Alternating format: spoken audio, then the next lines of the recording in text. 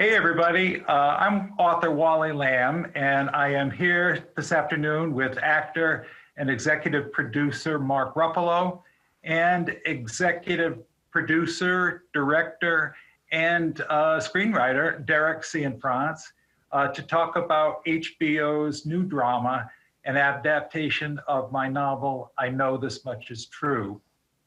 Of course, the book meant a great deal to me when I was writing it, and I was thrilled with the reaction to it when it was published in 1998.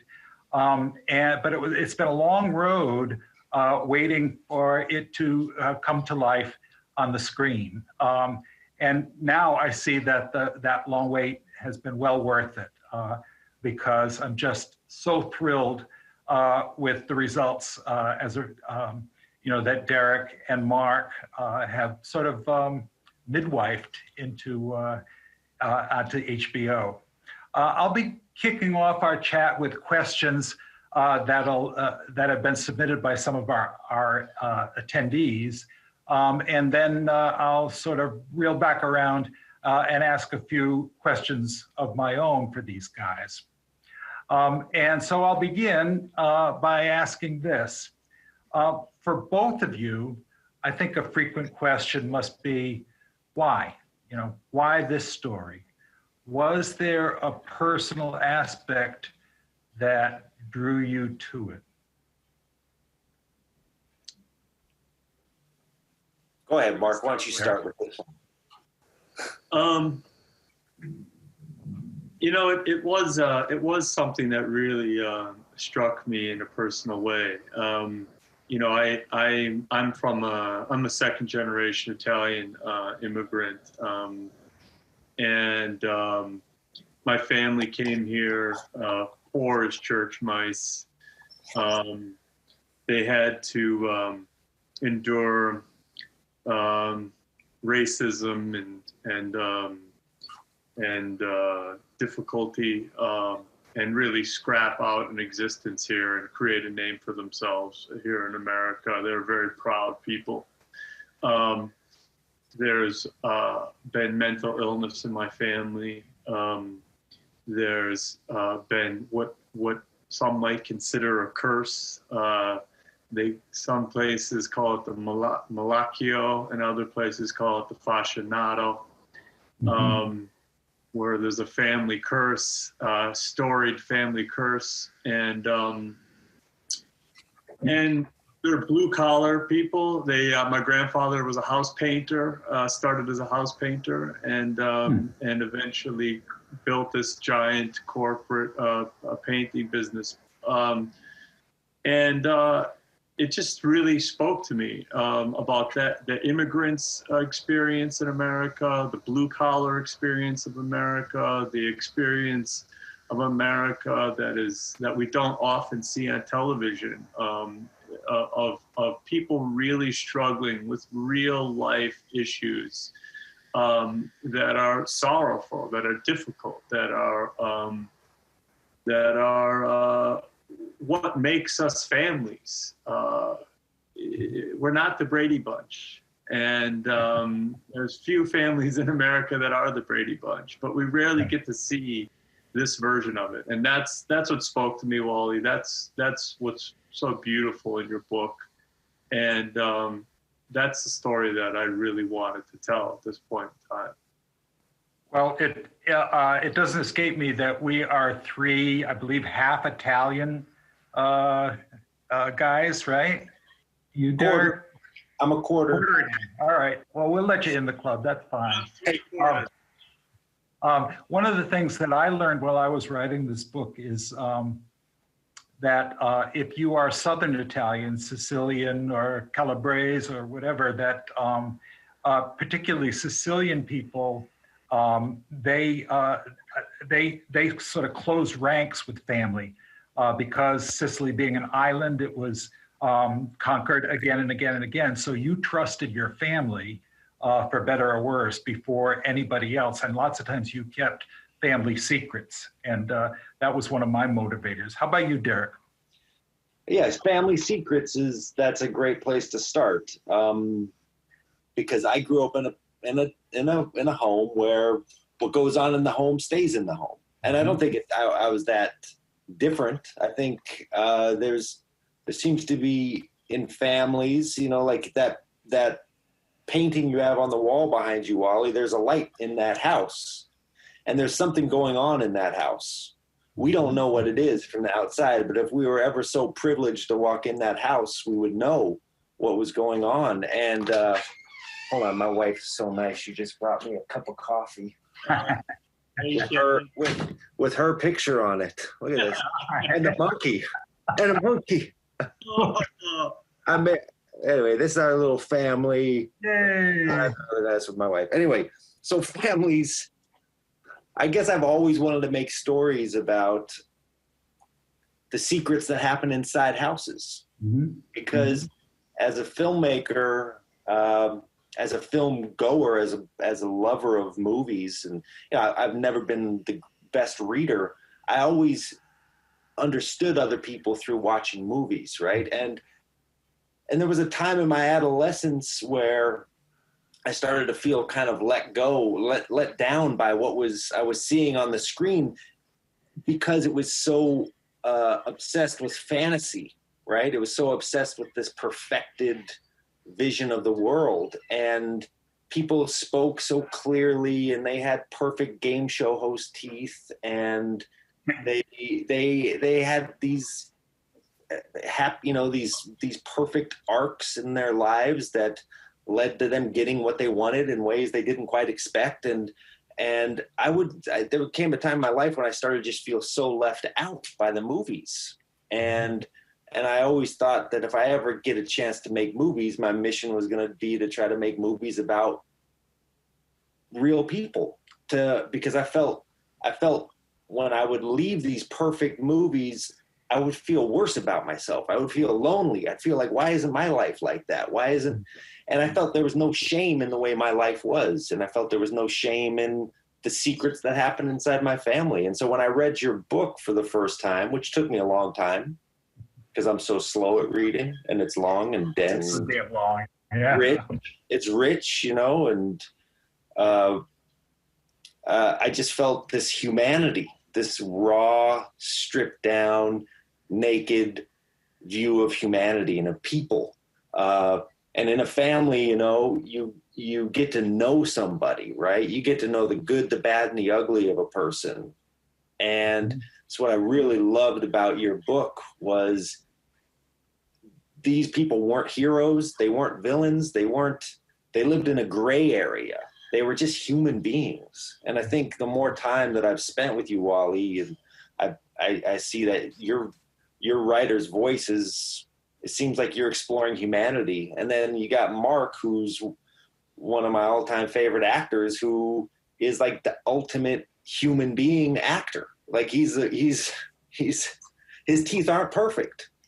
And he never was one of those actors who went out and got all of his teeth fixed, except that little chip there. Did you get it? There you go.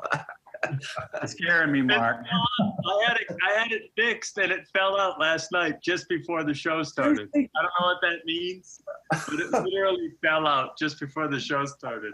Like Might have been one of your ancestors. Before we leave the whole subject of family secrets, I think one of the reasons, in retrospect, why I wrote the novel is because I found out a deep, dark family secret when I was about, 15 or 16. And that was that my maternal grandfather, my Italian immigrant grandfather, had not, as I had been told, died before I was born. He had been locked away in the Norwich State Hospital in the forensic building with bars on the windows and so forth. And I wasn't thinking of this when I was writing the book, but after I finished, I'm thinking, gee, this is sort of my attempt to create a grandfather in the vacuum of all I didn't know about who he had been. So, Wow. That's where a lot of that came from. I'm going to go on with the questions. Can I say something? I had a great grandfather that has a similar mysterious story, and there's only a few things known about him.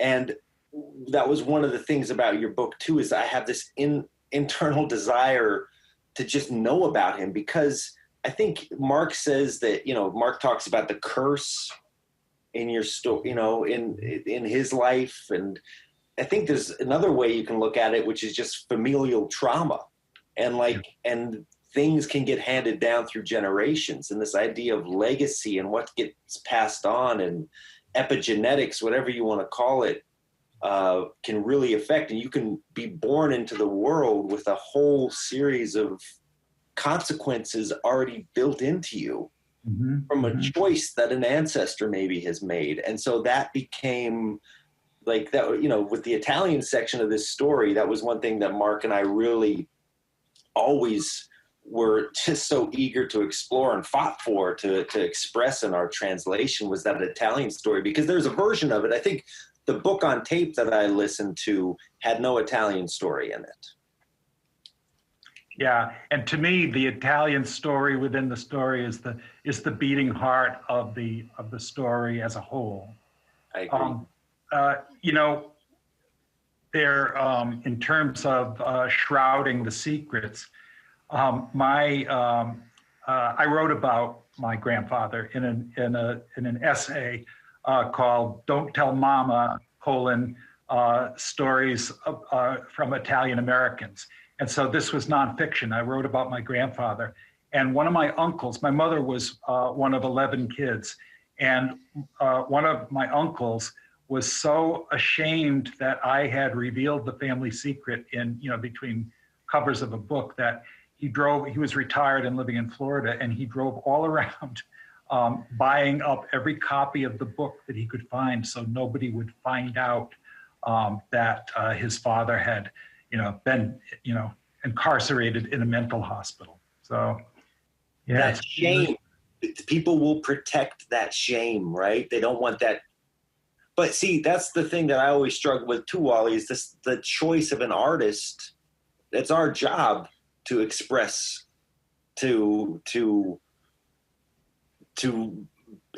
be naked, right? Be vulnerable, to express and to explore the darkest sides of our hearts of darkness, for lack of a better term. But our families don't make that choice with us. That's right. And I think there's a generational thing going on there too. For a third generation, the secrets are less worth defending than in an earlier generation. Yeah. So there are a number of flashbacks in this story that really show the history of this family, and in some ways the toxic nature of the family. Was that challenging to incorporate in the script as you were writing, Derek? Well, it was thrilling. I mean, before I started this project, actually, my first meeting I had with Mark, I was so inspired about the idea of therapy, right? Because therapy plays like a central role in the story, and of Dominic's uncovering of his past and the secrets of his past, that I started going to a therapist. I would say I would do it for the work, but I'm also doing it for myself. And my therapist told me like a week ago, he said, the mother of all muses is memory. And I feel like there's the idea that memory, like we're living in one moment, and everything that came before our whole past is with us at that same moment. It's the idea of like a river, and at the top of the river and the bottom of the river, it's the same water. It's same current. There's no beginning or end. And so, and I think you weaved it so beautifully into your narrative, this idea of this present thread, but also this thread of the past. And when I was first structuring it and we were pitching it to HBO, I pitched them this idea of what I call Bigbang Structure. That this is I just translated what I read in your book, which is the story starts out with this incredibly traumatic moment, the beginning of, this over the top moment of Thomas in the library. And from that moment, the narrative expands, but it doesn't just go forward. It expands backwards and forward at the same time. And so it's an expansion of the universe. So the universe is the Big Bang, the moment of Thomas in the library. And then we find out everything that brought him to that moment and everything that, the story of how Thomas got to that library, why he's in that library. But then it starts out and tells the story of Dominic trying to save him from the trouble he inadvertently got himself into for making that sacrifice. So, it was a thrill to work in memory. I mean, I feel like your story feels like how I experience regular life. I could be on the subway when I could ride the subway, and I would be in my childhood.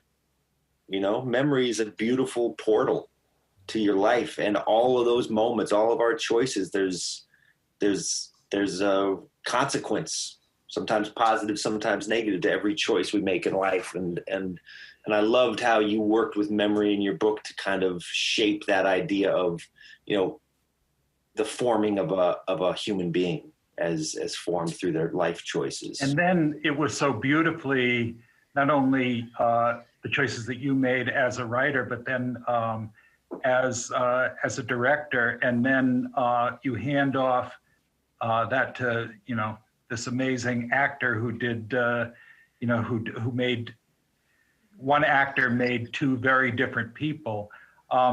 Mark, do you want to chime in about memory? One of the things about memory is that it's so personal, and two people who have had the same experience can have totally different memories.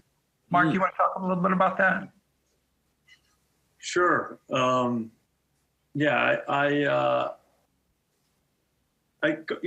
back to the idea of these intergenerational traumas and how they shape your life, and even how they shape memory based on what happens to you. The thing about trauma is that it's not on a timeline. When you're experiencing it as a child or even intergenerationally, when it pops up in your life in the present, it feels just like you're back at that moment. And the idea of these two twins who are identical, but have totally different experiences of the world. And those experiences, and even different experiences of being at the same place at the same time. There's a portion of the book where Ray, our stepfather, locks Thomas in the basement, and Dominic is sitting there after a very traumatic moment, basically as guard, keeping him locked up. And it's the same person experiencing the same experience, but from two different vantage points. Yeah, there you go. And that shapes a lifetime. That one moment shapes a lifetime, mm-hmm. And you never forget it. And that's the nature of memory, I think. It could be lackadaisical and whimsical and not have any attachment to it, and that's beautiful. But mostly we're running on the hard memories, those difficult moments. Mm-hmm. And I guess getting to a point where you're updating the memory, I think where Dominic gets to is he takes all of this sadness, all of this trauma, all of these hard times, and he places them on a timeline.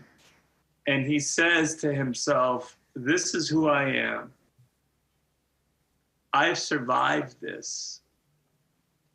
And I'm carrying my entire family with me into the real holistic understanding of that place and time. That the memory is not implicit anymore, it's explicit. I have taken this memory and I have made it a part of my life today, and I have taken ownership of it. And it's no longer running me, but it's part of my story. It's no longer an unconscious thing that's constantly being reacted to, but now it's become something that I've put on the timeline of my story, my personal story, and survived it, you know? And it's that surviving it that is the key to healing, I think. And then having compassion towards it and understanding that everyone's doing the best they possibly could at that moment, whether it's Ray on a tear about masculinity and what it is he thinks it is to be a man and how to instill that into a young child, or, you know, Dominic fighting for his brother against the whole system. You know, everyone's doing the best they can, and having some compassion towards yourself and those memories is really what you've done so beautifully in the story. Yeah, and that's, you know, that's depicted so well by your double performances. Performance, I don't know. But I wanted to tell you both that what I started with when I started this novel is Dominic's anger. I was writing in his voice and I knew he was pissed off at something. I wasn't quite sure what it was. I didn't know he had a brother, you know, much less a twin, an identical twin. But as I wrote, I discovered that beneath Dominic's anger is his fear. You know, schizophrenia has gotten to his brother. They started out as a single entity that split in half. And Dominic is afraid that the disease is coming for him or may come for him. And so he loves his brother, he becomes his protector, but he also is playing survival of the fittest. He is, you know, he's somebody who has to be the dominant person in that duo. And once I figured that out, the story sort of, you know, propelled in interesting ways for me. While we're on the subject of twinning, how did you approach it? I mean, was it important to not only rely on special effects here and there? Tell me about how you guys, and maybe I guess I'm asking about your roles as executive producers as much as, you know, actor and director. Anybody want to speak to that? I'll just start because I came to Derek with it, and you know, one of his major concerns was not wanting to make this a big technology show, to keep it simple and honest, and not have this feeling that you can have with you know, people doing multiple parts in the same project of an actor running off and putting on a wig or changing his costume and then running back and doing the scene, you know, the other side of the scene, the other character, to a script supervisor who's reading the lines off to the side. And that became a really big part of the framing of how we were going to make this work. And then I'll give this to Derek because he really, he's the one who came up with the best way to do it in the way that we see in the show.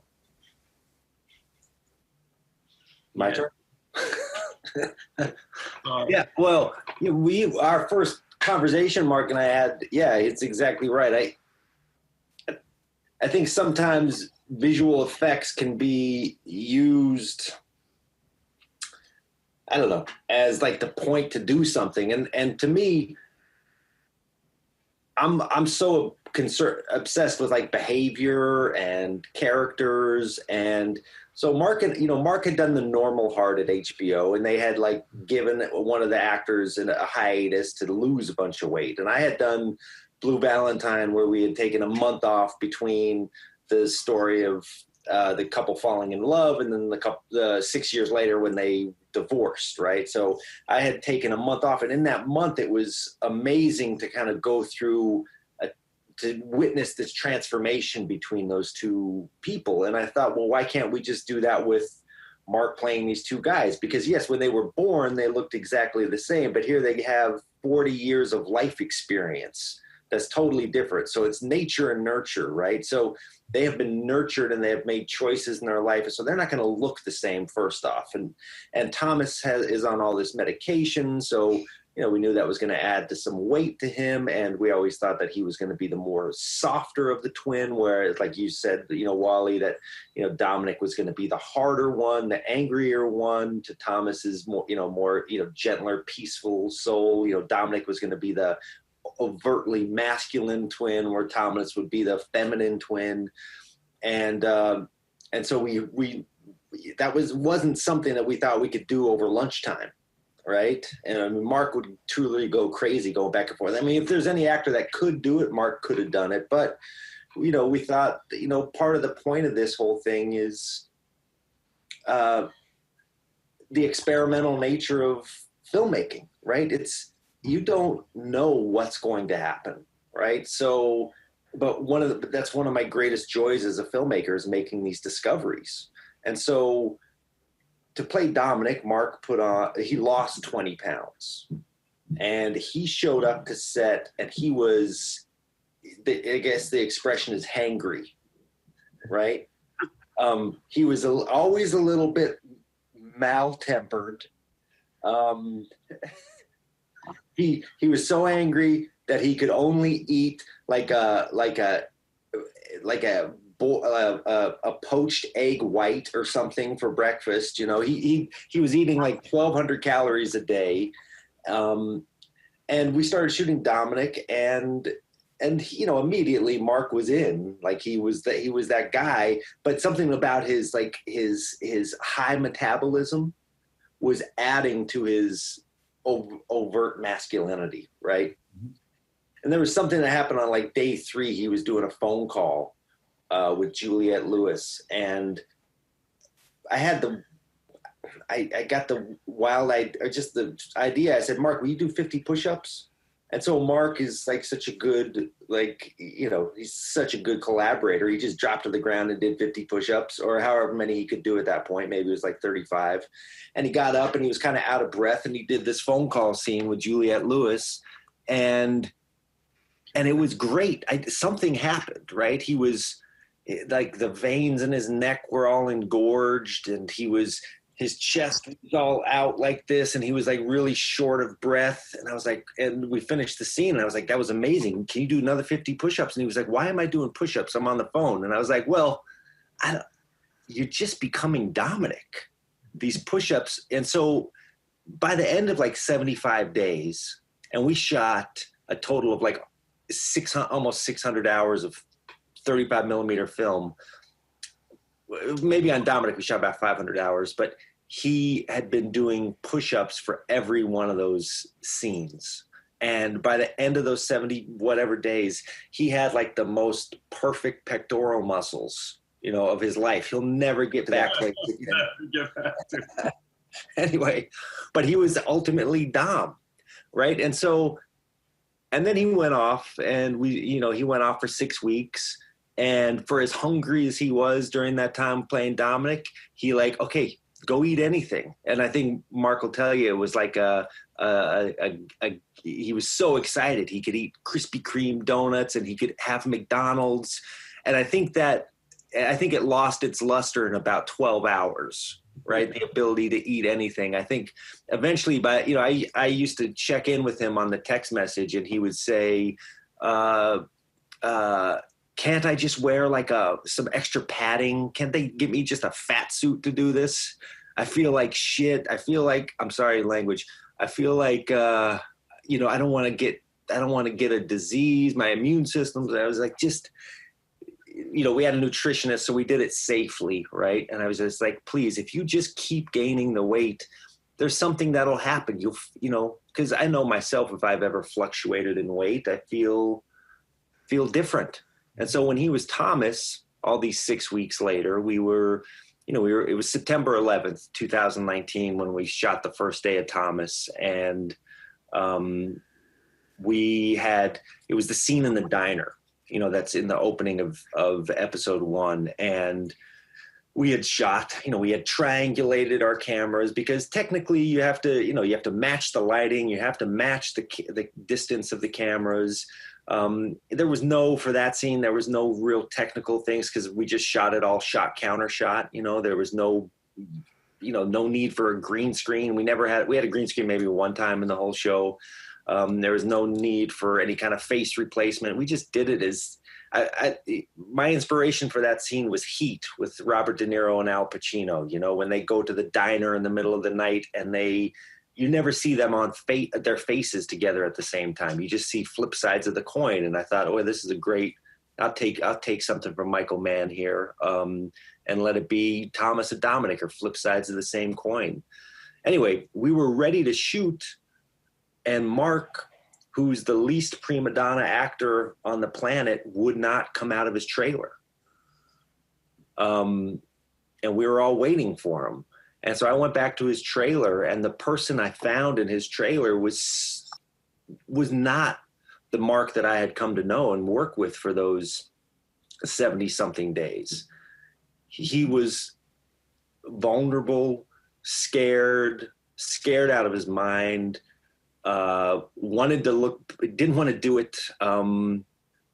And I had to just so gently talk to him. Whereas Dominic, I could put my arm around him or something, or punch him in the shoulder or something. If I punched Thomas, it would have been the end. You know what I mean? He would have never been able to forgive me. So I had to just really, just as kindly as I could, bring him to set. And I walked him on, we walked together on set, and he, the way because of the weight had changed the way he walked, and he was kind of shuffling to set. And it was like a wave across the crew as they watched him show up, and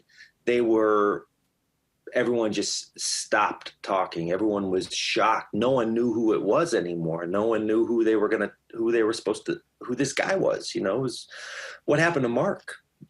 And so he sat down. My assistant director, Dylan Hopkins, said, he asked for a moment of silence for September 11th, to pay respects to September 11th. And we sat in silence for about a minute.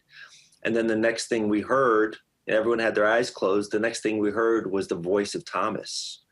And I don't know how it came out. I don't know how much it was Mark. I don't know how much it was the muses. I don't know how much it was Thomas speaking through him. But Thomas started saying a prayer for America.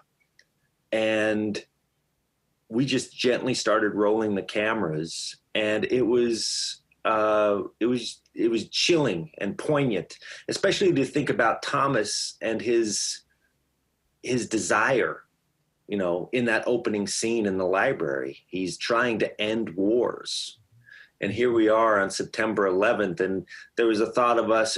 We all looked at Thomas in that very moment and thought to ourselves as if only we would have listened to Thomas, if only people would have listened to Thomas. And it gave us this instant respect for Thomas. And I think at that moment, we never wanted to look at him as like a syndrome or as an illness, right? We looked at him as this personality that was locked in. He was this, and we all loved him. He was the hero, really, of the movie. Mm-hmm. And that's, to me, that's the magic of process. I couldn't have said when Mark and I met at the diner all those years ago that this is what's going to happen. But you kind of follow your instincts on certain things, and it's like chemistry. It's an experiment. You don't know what's going to happen when you put it together, and that's the point, to do something. There's no point to doing an experiment that you already know the outcome. There's no experiment to that. That's just proof. My best writing days are the days when something unexpected happens. Yes. I'm scared to write it, and yet I'm electrified to write it too. Before we leave the subject of the weight gain, Mark, I have to share this this little anecdote with you. I was on set one time, and they were going to give me a little cameo thing where I was going to be one of the teachers at the kids' schools, and they said, "What's your shoe size?" And I told them, and they said, "Oh, that's Mark's shoe size. We'll give you his shoes." And then the same thing with they gave me Thomas's pants.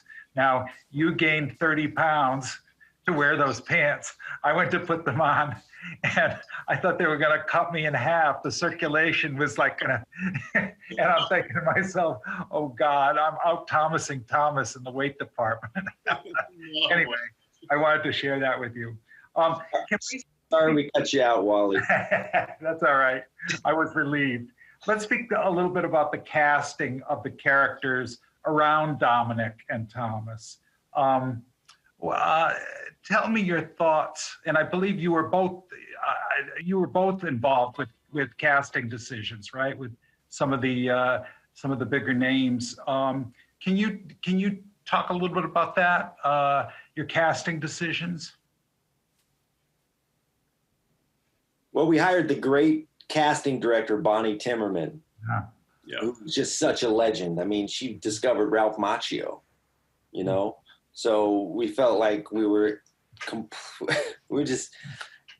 such good hands with Bonnie. And she told me before she started the job, she said that she would give 1,000%, and no doubt she did. She was always coming up with ideas, and this casting took it was like 6 months of casting.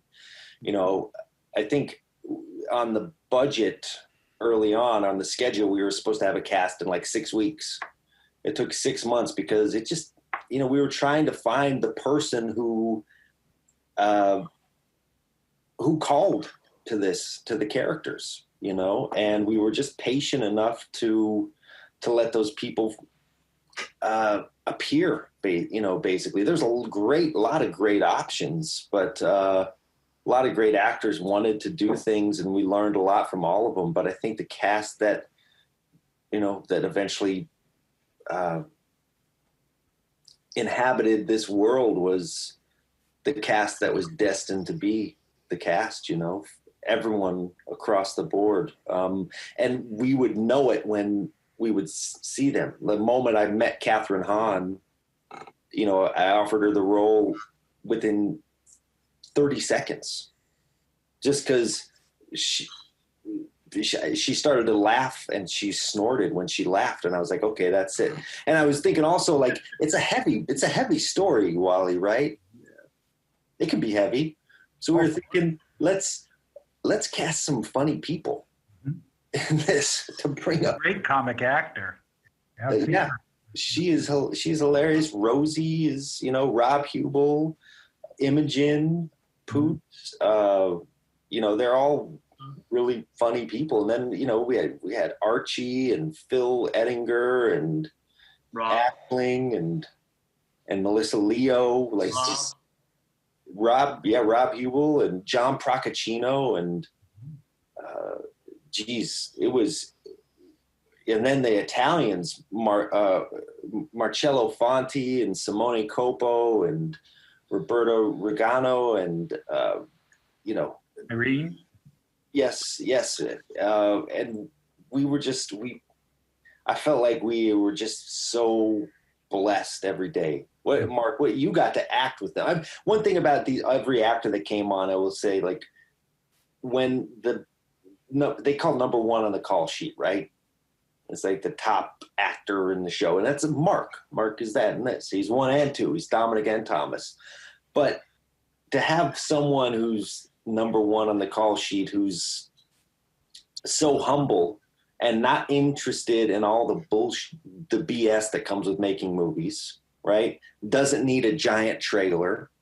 You know what I mean? He had like a tiny little trailer, just a place to go keep his kombucha.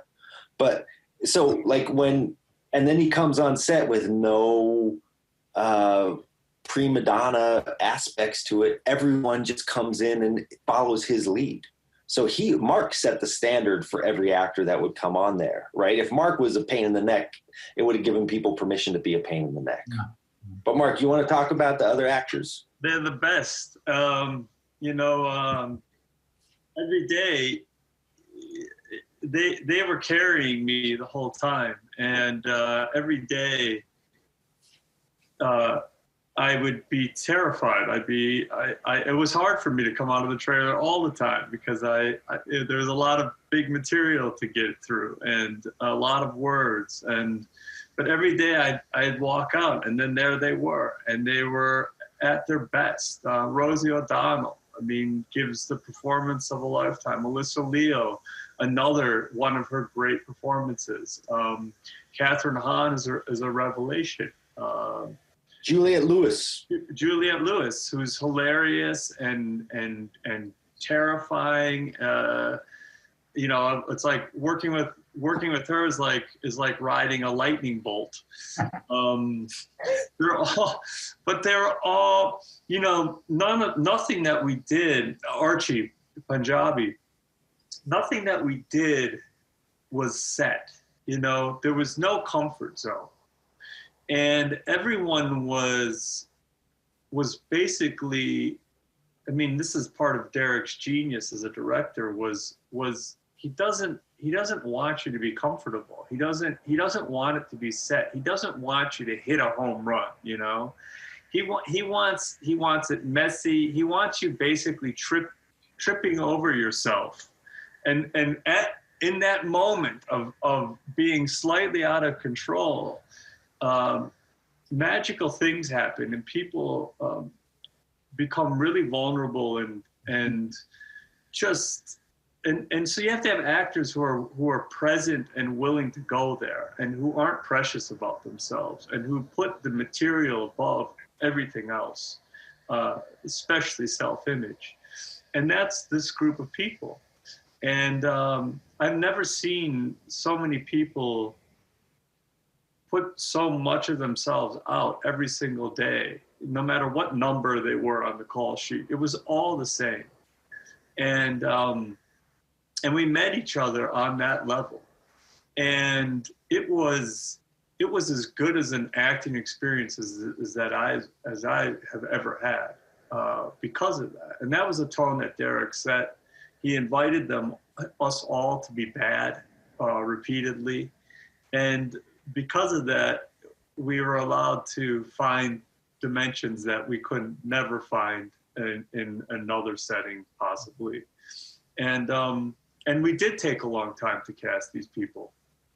They were the best people for it. They walked out of their lives and into our world, and they brought themselves and all their authenticity with it. And so, yeah, I'm whatever accolades that I'm getting, I can't accept them without giving it to Derek and giving it to Archie and Rosie and Melissa and Catherine and Juliette and Imogen. They carried me through it, to be totally honest with you. It was all in reaction, and without them, there is no performance. I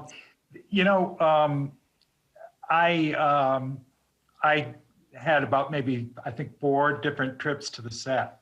And in terms of the dynamic that's created, I think you guys co-created it.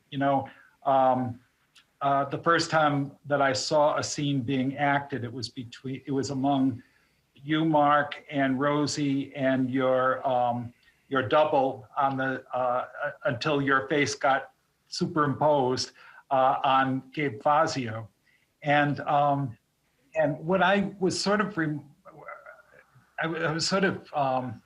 really fascinated with is that you didn't run back to your trailer between these takes and stuff. You were just, talking to people, Bill Ettinger, who plays your younger self, comes on to the, he visits the set and you're chatting with him or a cameraman or Rosie and So you're right. The prima donna stuff is not there, Derek. And I saw the same thing. And also, one of the things that I think was beautiful is that I saw your relationship, you two guys, I saw that sort of expand outward. Every time I visited the set, or the time that you came around to the Eastern Connecticut to sort of get the local color scene,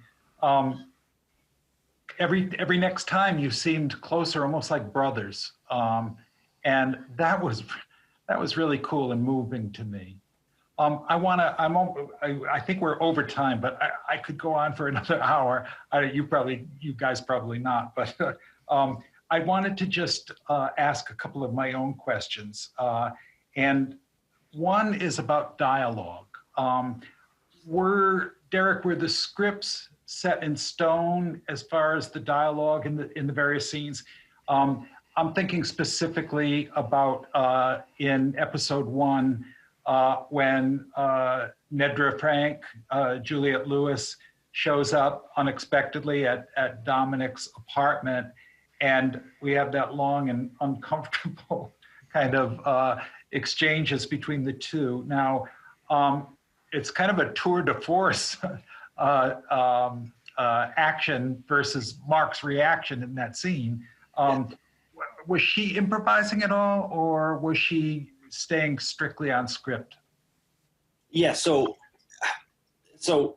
doing this adaptation, right? I mean, first off, you write amazing dialogue. Oh, so when I'm adapting it, that's what I'm starting with, your dialogue. You know, every once in a while, maybe I'll add a flourish here or there. A lot of those get cut out. But your dialogue is just on point. And I can trust it, and it makes sense to the actors. You know your characters. So I can always start there. But then I spend so much time on scripts, right? There's always a part of me that when I'm on set, if I hear what's on the page, I'm always a little disappointed, because no matter how good it is, I want to be surprised. What I'm looking for, like my favorite movies, favorite things to watch are like those Attenborough animal documentaries, you know, because they're moments that can never be replicated again, right? When the snow leopard comes out of the cave and those people have been waiting to shoot him for 6 months, and he comes out, they better have film or card or whatever in the camera. They better get it in focus, because when it goes away, it's not coming back. And so I try to think of like Halley's Comet, right? That's what I'm always thinking of, is how can I shoot Halley's Comet? And once it's here, you never get it back. It's 70 years before it comes back again. So I try to tell all the actors, say what's on the page, but please don't censor yourself. And sometimes I'll tell them, can you please try one where you don't say what's on the page? Just say your own words. Like, let's break it if we can, just to free ourselves from it, to free ourselves from the confines. Now there's other, you know, and I only do that I only felt free enough to do it with your words because you gave me the permission. But that's how I work when I write my own original stuff too.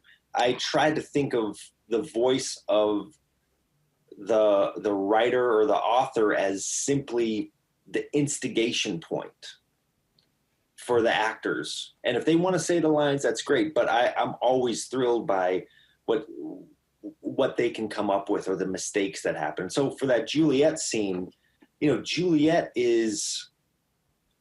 she's like, Mark and I called her like the female Marlon Brando, but she can be that unhinged and like just completely alive.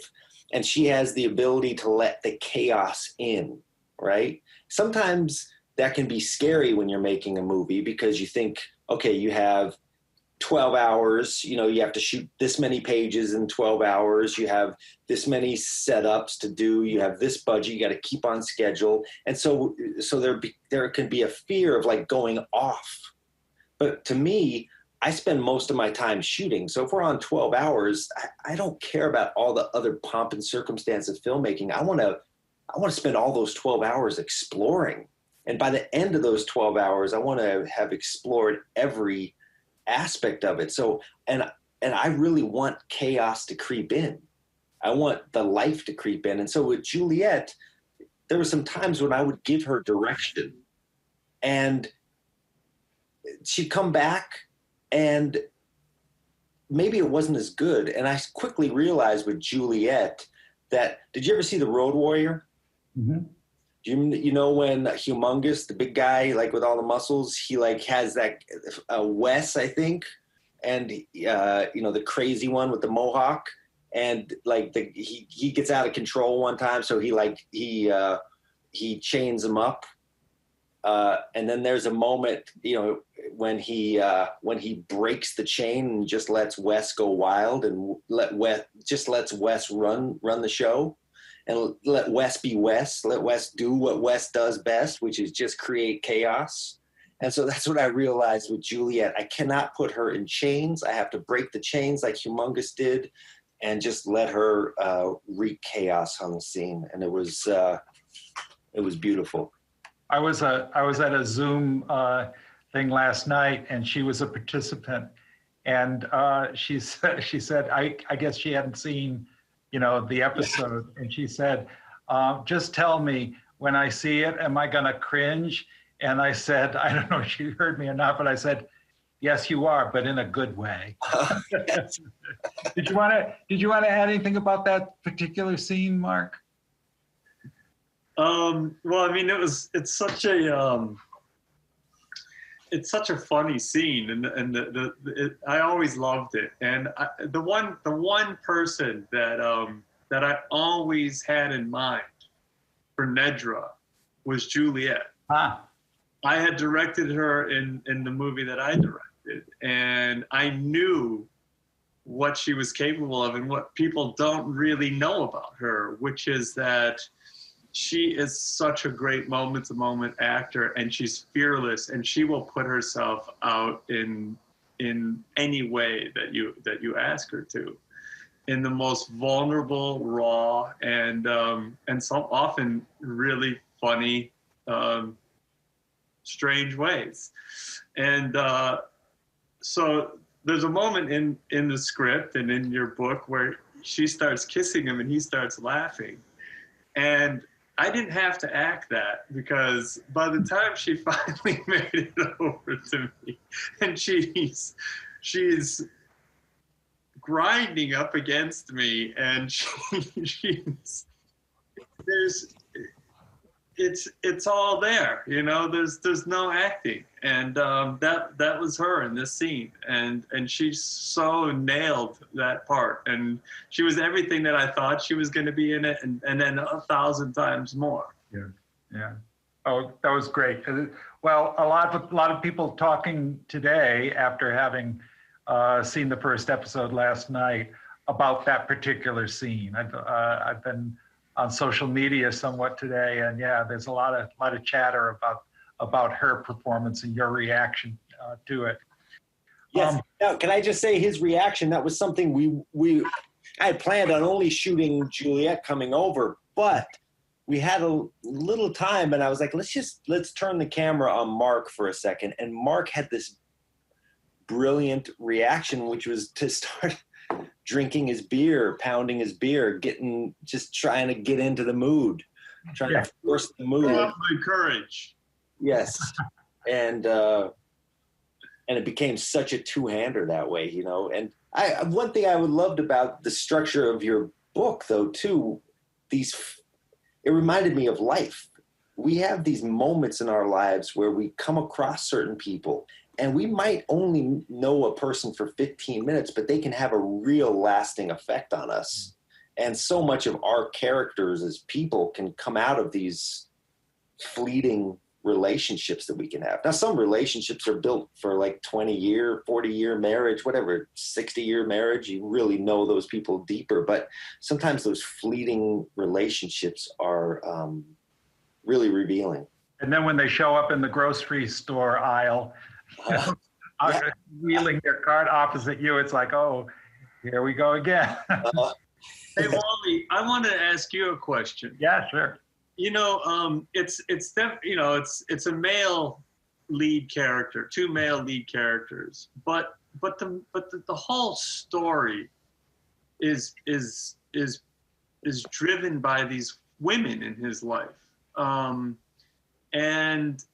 it's so profound. I mean, my whole life, the people who've had the greatest impact on me in my life have been women, either teachers or partners or my mom or my grandmother, you know, and I'm just wondering, was that by design or is that your experience? Yeah, one of the things I was exploring is toxic masculinity and where that comes from. And, I had spent almost 9 years writing my first novel in the voice of a woman. So I learned a lot about women by writing in that voice, especially over time. And, when that book came out, She's Come Undone, people, would say, oh, I had to keep looking at the back of the book, at your book jacket picture, because I couldn't believe that a man had written this. And I think my answer to that ultimately is that, okay, if men are from Mars and women are from Venus, I guess I'm just an intergalactic traveler. I don't like to hide behind my masculinity. I think we come from man and woman, each of us, when we are made, and that we have aspects of both. And sometimes we hide one, or one becomes dominant over the other. But I grew up with older sisters. Every year I would sit in front of my birthday cake and wish for a brother, blow out the candles, and that never happened. In my generation, fathers went off to work and mothers stayed home. And so you had a female-centric childhood, pretty much. So I think that's where that comes from. And also the fact that I was a high school teacher for 25 years. And at about year 9 or 10, I threw out, when I became a writer myself, I threw out everything I thought I knew about how to write. And I began to invite the kids to write about what they wanted to write about. And, being teenagers, what they usually wanted to write about was themselves. And so now suddenly I'm on the receiving end of all these, 50% female voices. Lots of times they were writing a lot more confessionally than the dudes in the class. And so I got schooled in all that stuff. And I think that's where, some of that comes from. Now I want to end with a question about a very special female, a very special person who was integral to the making of this series. And that is Inbal Weinberg. Yes. Their artistic. Inbal. Now, I said to her once when I met her, so what exactly, does an artistic director do? And she said, well, I'll give you the simplified answer. She said, watch a movie, then pull out all the actors, and what you see is artistic direction. I thought that was great. All of a sudden, I was able to get it immediately. So could you, either of you or both of you, talk just a little bit about Inbal's great work, which, isn't, it's sort of, it makes the film, the series in a lot of ways. And she is one of the people that you don't see, except maybe in the credits, but she seems to me to be crucial to the success of the series. She is. Let me start by Inbal, how I got in contact with her for the first time. I was looking for a production designer for my film Blue Valentine, and I had a lot of people, I interviewed a lot of people for the job, and everyone had, their lookbooks and their reference material, that they would show me, that they would bring to me. And Inbal came to me with a like a handmade journal, right? Like wrapped in blue leather, this beautiful artifact that she gave to me. It was actual thing that she made, homemade thing, beautiful, beautiful, tangible love letter to the film. And it was right then and there, I wanted to hire her, right? And so now Imbal was in the Israeli army also, which is another thing that's really good to know about her, because she does not, she's ready to go to war with you at any time. So on Blue Valentine, for instance, when we were in the middle of shooting Blue Valentine, I remember Imbal used to tell me, Dare, you wrote such a beautiful script. Why are you ruining your movie? And I loved her for it, because she was honest. She was never going to lie to me. And then when I finally put Blue Valentine together and I showed her the first cut of it, she said, it's beautiful, but there's no wide shots, because I have this attraction to close-ups. And so I put one wide shot in the movie for her in Blue Valentine, and she became my, she said no one had ever done that for her. So then we made Place Beyond the Pines together. And again, she asked me during shooting why I was screwing up my movie. And it's, sometimes in filmmaking, you can surround yourself with like a bunch of yes people that just think everything you do is great. And the beautiful thing about Imbal, she's never, ever lied to me. And because she can't, she's incapable of it. And so if she likes something, she's being honest with you, right? She's just the truth. And she is one of the most dedicated cinema warriors there are out there. Like, she lives for cinema. That's feels like her whole purpose in life is for the movie. So if you're fortunate enough to have her working with you on your piece, she's going to be there round the clock. I mean, I remember she would stay in her office till, when we had the office in pre-production, she would stay in her office till 11:30 every night. She was always the last person to leave, and just round the clock. And then she has just such a taste for these things. And, she's Israeli, and I feel like, I've made 3 distinctly American movies with her, this, Blue, and Pines. And her view as an immigrant to this country, I feel like, is very tuned in to, I don't know, a specific, real specificity. I don't know how else to say it.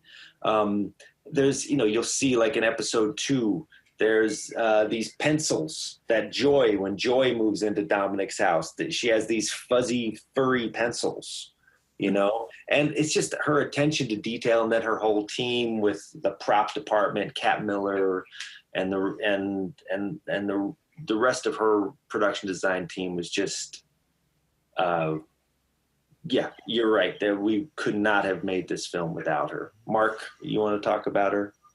Yeah, I mean, my first conversation with her was, what books does Dominic read? What does he work out? What do you have any idea? What kind of stereo do you think he had? What kind of music did he listen to?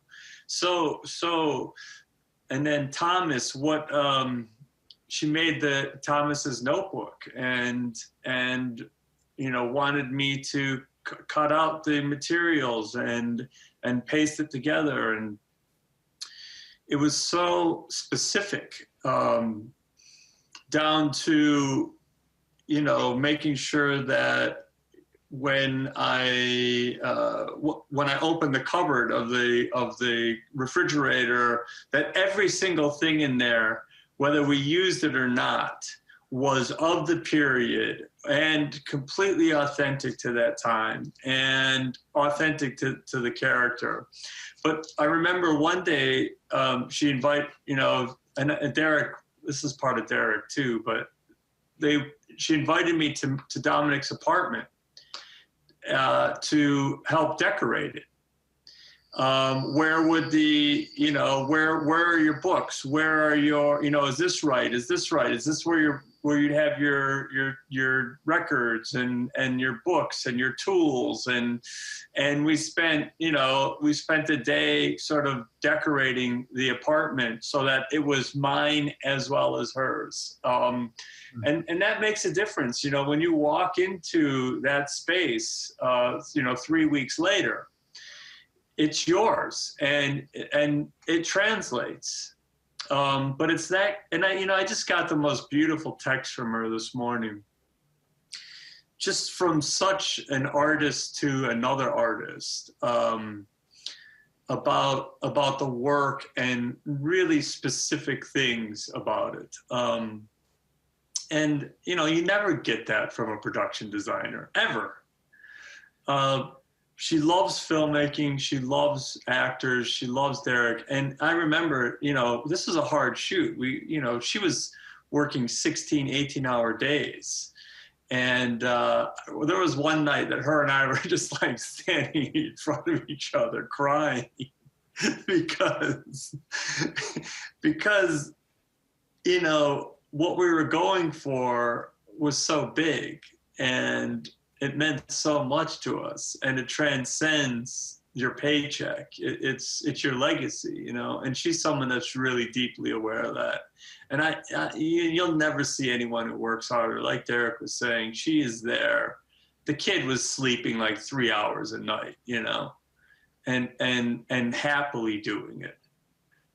Right. But right. How many, the beautiful thing that you're speaking about too, is like, she collaborates with actors. She collaborates with the writer. She collaborates with everyone, with Jody, because our director of photography, she's providing lamps so he can light inside spaces with lamps. She's making sure that if Mark as Dominic needs to wash the dishes in the scene, or even if he doesn't, that there's dish soap underneath the sink.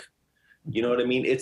There's no, I guess what Imbal isn't, the reason why I love working with her so much is, as a filmmaker, I'm not interested in surfaces at all, right? I'm interested in what's underneath the surface, the core of things. And as a production designer, Imbal, the surface is only there because what's inside of it. And there's no empty cupboards on an Imbal Weinberg movie. That's a great place to end. There's no empty cupboards. I was blown away by the degree of her wanting to get Eastern Connecticut right. She did her homework plus to make Poughkeepsie and Dutchess County look like New London County in Connecticut, both in the interior scenes and also the exteriors. Well, I want to thank you both you guys, for speaking with me today and for answering my questions, and more importantly, the fans' questions. And thank you to everyone tuning in, and be sure to watch each new episode of I Know This Much Is True, Sunday evenings, 9 p.m. on HBO. Stay safe and healthy, everyone, and thanks again. Thank you. Thank you. Thank you. This is fun, guys.